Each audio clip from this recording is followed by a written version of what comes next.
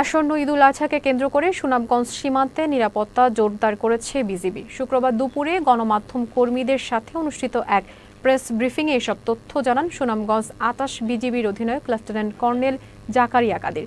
তিনি জানান, দেশীয় খামারিরা যেন ক্ষতিগ্রস্ত না হয়, এজন্য পার্শ্ববর্তী দেশ থেকে যাতে গরু দেশে ঢুকতে না পারে সেজন্য বিজিবি সীমান্তে সতর্ক অবস্থানে রয়েছে। গত ৫ মাসে ৪৯৫টি ভারতীয় গরু আটক করা হয়।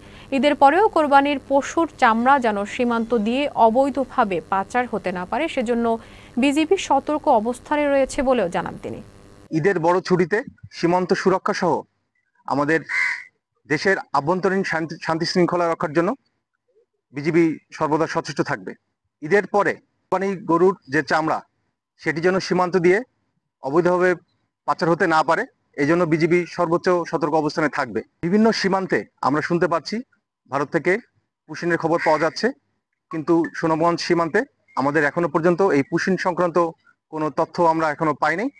কিন্তু এই অবৈধভাবে এবং অনিয়মতান্ত্রিকভাবে এই পুশিনের জন্য বিজিবি প্রতিটি সীমান্তে সর্বোচ্চ সতর্ক অবস্থানে রয়েছে।